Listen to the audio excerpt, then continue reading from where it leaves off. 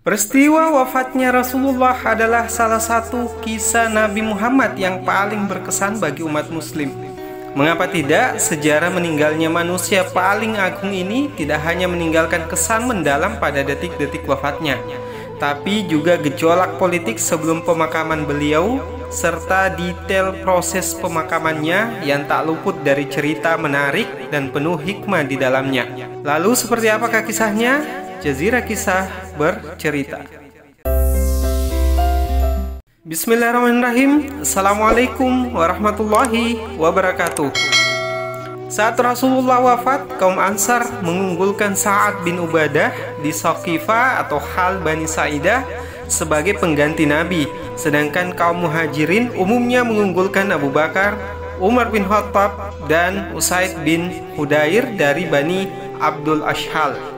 Adapun Ali bin Abi Thalib waktu itu bersama Zubair bin Awam dan Talha bin Ubaidillah mengisolasi diri di rumah Fatimah saat itu. Tapi sebelum lanjut, perlu kami ingatkan, tonton video ini sampai selesai biar tidak salah paham. Dan biar jadi amal jariah, sahabat Jazirah Kisah sekalian, maka sempatkan share video ini ke berbagai sosial media. Oh ya, satu lagi, perlu diketahui, kisah ini kami kutip sepenuhnya dari kitab Sirah Nabawiyah karangan Ibnu Ishaq yang disyarah oleh Ibnu Hisham, atau yang lebih dikenal dengan istilah Sirah Ibnu Ishaq atau Sirah Ibnu Hisham. Baik, kita mulai kisahnya. Di saat kaum muslimin masih dalam kondisi terpukul atas wafatnya Rasulullah dan air mata mereka belum juga kering karena kesedihan mendalam yang tak mungkin sirna di hari itu juga, maka tiba-tiba seseorang datang kepada Abu Bakar dan Umar bin Khattab lalu berkata, "Sesungguhnya kaum Ansar lebih memilih Sa'ad bin Ubadah di Saqifah atau Hal Bani Sa'idah. Jika kalian berdua ada keperluan, segeralah pergi ke tempat mereka sebelum perkara ini tak bisa dibendung." Saat itu jenazah Rasulullah SAW belum diurus, sedang pintu rumah beliau ditutup oleh keluarga beliau. Mendengar munculnya api politik tersebut, Umar tak mau tinggal diam, khawatir tak mampu mengatasinya nanti. Lantas Umar bin Khattab berkata kepada Abu Bakar, "Marilah kita pergi kepada saudara-saudara kita dari kaum Ansar sebelum hal-hal yang tak diinginkan terjadi."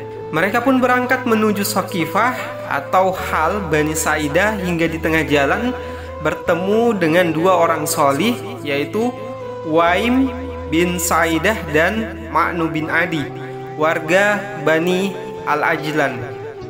Kedua orang tersebut lalu menceritakan apa yang telah disepakati di tengah kaum Ansar. Singkat cerita, Abu Bakar, Umar, dan lainnya akhirnya tiba di Saqifah Bani Sa'idah. Ternyata di tengah-tengah kaum Ansar tersebut terdapat seseorang yang sedang berselimut.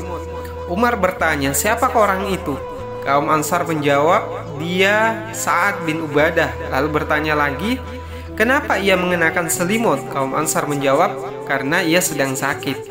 Dan ketika Umar, Abu Bakar, dan lainnya telah duduk, orator atau juru bicara kaum Ansar lalu bersyahadat dan memuji Allah dan berkata, "Amma ba'du, kami kaum Ansar dan pasukan Islam, sedang kalian, wahai kaum Muhajirin, adalah bagian dari kami.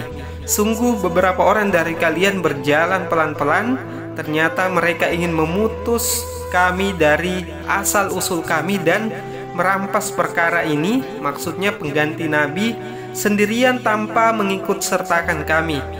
Setelah juru bicara itu diam, Umar ingin berbicara karena sebelumnya ia telah menyiapkan ucapan yang ingin ia ucapkan, tapi ia menyembunyikan sikap kerasnya sebagai bentuk hormat kepada Abu Bakar. Abu Bakar berkata, "Tahan dirimu wahai Umar." Dan Umar pun menahan dirinya untuk berbicara karena tidak mau membuat Abu Bakar marah. Setelah itu Abu Bakar pun berbicara. Abu Bakar lalu diam sejenak dan berkata lagi, "Adapun kebaikan memang berada pada kalian sebagaimana yang kalian katakan, dan kalian memang berhak memilikinya. Tapi orang-orang Arab hanya tahu bahwa perkara memilih pengganti Nabi ini adalah hak orang-orang Quraisy. karena mereka orang-orang Arab yang paling baik nasab dan negerinya. Sungguh aku menerima dengan hati terbuka dan lapang dada untuk menjadikan pemimpin kalian salah seorang dari dua orang ini, yaitu Umar dan Abu Ubaidah. Maka baiatlah di antara keduanya yang mana yang kalian sukai. Abu Bakar memegang tangan Umar dan tangan Abu Ubaidah bin Al-Jarrah yang pada saat itu duduk di dekatnya. Berada dalam situasi terdesak seperti itu, Umar merasa tidak senang dengan ucapan Abu Bakar. Umar menceritakan bahwa demi Allah, jika aku dibawa ke depan mereka kemudian aku dihabisi, apabila itu tidak mendekatkanku kepada dosa, maka itu lebih aku sukai daripada aku memimpin kaum yang ada di dalamnya Abu Bakar. Lantas seorang laki-laki dari kaum Ansar berkata, akulah yang diambil pendapatnya oleh kaum Ansar, tempat pohon kurma yang menjadi tempat berlindung kaum Ansar dan tokoh terpenting mereka. Wahai orang-orang Quraisy, hendaknya ada satu pemimpin yang harus berasal dari kami dan satu pemimpin dari kalian. Maka terjadilah kerusuhan gara-gara ucapan tersebut. Suara-suara semakin meninggi seakan akan terjadi konflik. Umar segera berkata, wahai Abu Bakar, ulurkan tanganmu. Dengan berat hati Abu Bakar lalu mengulurkan tangannya. Kemudian Umar radhiyallahu anhu membaiatnya diikuti kaum Muhajirin dan kaum Ansor. Dalam riwayat lain disebutkan bahwa saat itu Umar bin Khattab berbicara, janganlah seseorang terperdaya lalu menyatakan bahwa pembaiatan Abu Bakar adalah tidak disangka-sangka dan spontan begitu saja. Sesungguhnya pembaiatan Abu Bakar telah terjadi seperti itu, dan Allah menjauhkan keburukan pembaiatan tersebut, dan tidak ada di antara kalian yang sekelas Abu Bakar. Maka barang siapa membaiat seseorang tanpa bermusyawarah dengan kaum muslimin, baiatnya tidak sah. Juga tidak sah orang yang membaiat orang tersebut dengan terpaksa, dan keduanya harus dihabisi. Dan akhirnya gejolak politik pertama setelah wafatnya Rasulullah bisa teratasi tanpa ada pertikaian. Kemudian usai Abu Bakar dilantik dan dibaiat menjadi khalifah di Saqifah Bani Sa'idah, lalu keesokan harinya Abu Bakar duduk di atas mimbar. Saat itulah Umar bin Khattab memberikan pidato pembuka sebelum Abu Bakar. Adapun penggalan pidato Umar adalah, jika kalian berpegang teguh kepada kitabullah, Allah akan membimbing kalian sebagaimana Dia membimbing Rasulullah. Sesungguhnya Allah telah menghimpun urusan kalian kepada orang terbaik kalian, sahabat Rasulullah, dan salah satu dari dua orang tatkala keduanya berada di dalam gua Hira. Maka berbaiatlah kalian kepadanya. Orang-orang pun bersegera membaiat Abu Bakar dengan baiat umum setelah baiat di Saqifah atau Hal Bani Sa'idah yang bersifat khusus. Setelah Abu Bakar dilantik menjadi khalifah, kaum muslimin kemudian menyiapkan prosesi pemakaman Rasulullah Shallallahu Alaihi Wasallam pada hari Selasa. Di antara yang ikut memandikan Rasulullah saat itu adalah Ali bin Abi Thalib, Al-Abbas bin Abdul Muthalib, Al-Fadl bin Al-Abbas bin Abdul Muthalib, dan lainnya.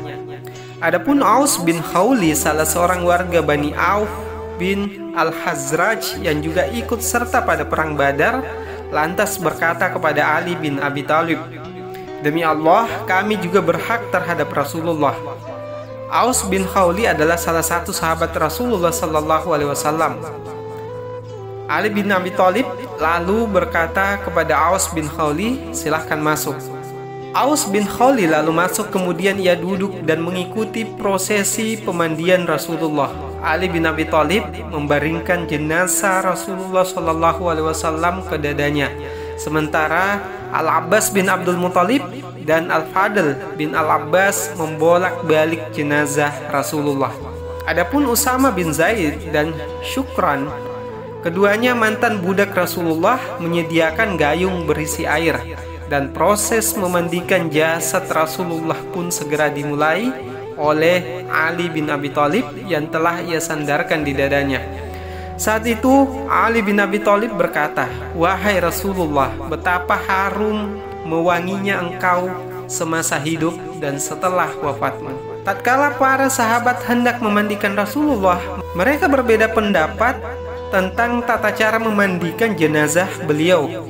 Mereka berkata, "Demi Allah, bagaimana kalau kita lepas pakaian Rasulullah sebagaimana kita biasa melepas pakaian jenazah-jenazah kita, atau kita biarkan saja jenazah beliau tetap dengan pakaiannya?" Masalah tersebut akhirnya menjadi bahan perdebatan yang sangat sengit di antara sahabat. Dan karena saking lelahnya berdebat saat itu, tiba-tiba Allah membuat mereka tertidur hingga dagu mereka semua berada di dada mereka. Setelah itu, seseorang dari pojok rumah yang tidak mereka ketahui siapa orang tersebut berkata kepada mereka, "Hendaklah kalian memandikan jenazah Rasulullah SAW tanpa melepas pakaian beliau." Mereka akhirnya terbangun lalu memandikan jenazah Rasulullah yang lengkap dengan pakaiannya tanpa melepasnya, menyiramkan air di atas pakaian beliau dan menggosok beliau dengan menggosok pakaian beliau, sebagaimana disampaikan oleh Aisyah radhiyallahu anha. Kemudian pada hari Selasa jenazah Rasulullah SAW sudah siap dikuburkan. Saat itu jenazah beliau diletakkan di atas ranjang di rumah beliau. Saat itu kaum muslimin berbeda pendapat tentang lokasi di mana beliau akan dimakamkan. Salah seorang sahabat berkata, "Kita makamkan di masjid beliau." Sahabat lain berkata, "Tidak, kita makamkan beliau bersama para sahabatnya yang telah meninggal dunia." Saat itulah Abu Bakar berkata, "Aku mendengar Rasulullah bersabda, jika seorang nabi meninggal dunia, maka hendaknya ia dimakamkan di tempat ia meninggal dunia." Akhirnya ranjang tempat jenazah Rasulullah berbaring diangkat dan dimulailah penggalian di tempat ranjang tersebut. Setelah kubur Rasulullah siap, Ali bin Abi Thalib dan sahabat lainnya lalu turun ke dalam liang lahat untuk menerima penurunan jenazah Rasulullah. Tak ketinggalan Aus bin Khawli karena ia berkata kepada Ali bin Abi Thalib, "Demi Allah, berilah kami hak terhadap Rasulullah." Maka Ali bin Abi Thalib berkata, "Turunlah." Maka ia pun ikut turun. Dan kisah dalam proses pemakaman Rasulullah tak selesai begitu saja. Saat-saat proses penguburannya berlangsung, Al-Mughirah bin Syu'bah sengaja menjatuhkan cincinnya ke dalam liang lahat Rasulullah. Ia sengaja menjatuhkannya agar ia bisa menjadi orang terakhir yang menyentuh Rasulullah. Sedang dalam riwayat lain menyebutkan bahwa Ali bin Abi Thalib berkata bahwa orang yang terakhir kali menyentuh jasad Rasulullah ialah Hutsam bin Al-Abbas. Setelah itu kaum muslimin masuk menyolatkan Rasulullah secara bertahap. Pertama-tama dimulai dari kaum laki-laki masuk untuk menyolatkan beliau. Setelah itu, setelah mereka selesai, masuklah kaum wanita untuk menyolatkan beliau. Kemudian dilanjutkan kelompok dari anak-anak. Rasulullah SAW dimakamkan di pertengahan malam, yaitu pada malam Rabu. Akhirnya pengurusan jenazah Rasulullah SAW, manusia paling agung yang pernah ada di dunia ini, telah tuntas. Namun setelah wafatnya Rasulullah, beragam masalah mulai bermunculan. Aisyah radhiyallahu anha berkata, setelah Rasulullah wafat, orang-orang Arab ada yang kembali murtad. Orang-orang Yahudi dan Nasrani mengintai untuk melakukan penggulingan. Kemunafikan tampak jelas dan kaum muslimin menjadi seperti sekawanan domba yang kehujanan di malam dingin, yang menggiris di musim dingin karena kehilangan nabi mereka. Beruntung setelah itu Allah menghimpun mereka melalui Abu Bakar. Ibnu Hisham berkata, Abu Ubaidah dan ulama-ulama lain bercerita kepada aku bahwa pada saat Rasulullah wafat, hampir mayoritas penduduk Makkah ingin kembali menjadi kafir. Sampai-sampai Attab bin Asid, gubernur kota Mekkah, khawatir terhadap mereka dan bersembunyi. Suhail bin Amr lalu berdiri di tengah keramaian, kemudian mengucapkan puji-puji kepada Allah, menyebutkan tentang wafatnya Rasulullah Sallallahu Alaihi Wasallam seraya berkata, sesungguhnya hal ini malah semakin menambah kekuatan Islam. Oleh karena itu, bila ada yang murtad, maka kami tidak segan-segan untuk menghabisi mereka. Orang-orang Makkah pun segera tersadar dan tidak jadi melangkahkan kaki mereka pada kekafiran. Inilah yang dimaksud Rasulullah dalam sabdanya kepada Umar bin Khattab, bahwa semoga Suhail bin Amr berdiri di tempat yang mulia sekali. Akhirnya, kisah soal peristiwa saat mengurus jenazah Rasulullah berakhir sampai di sini. Beragam kisah pergolakan politik yang terjadi setelahnya dan kisah para sahabat Nabi tentu juga menarik untuk disimak sebagai bukti cinta kita kepada Rasulullah. Untuk itu, pastikan subscribe dan aktifkan tombol loncengnya. Dan biar jadi amal jariah, maka jangan lupa share video ini ke berbagai sosial media. Akhir kata, tak ada kisah terbaik dan paling valid selain kisah dari Al-Quran. Untuk itu, jika kisahnya kami kutip dari Al-Quran, maka percaya dan ambil hikmahnya. Tapi jika selain dari itu, maka jangan lupa bertabayun. Mungkin sekian dari kami. Jika ada salah kata, mohon dimaafkan dan berikan kritiknya lewat komentar di bawah. Dan bila ada yang benar dari kami, tentu itu dari Allah semata. Sekian, Assalamualaikum warahmatullahi wabarakatuh.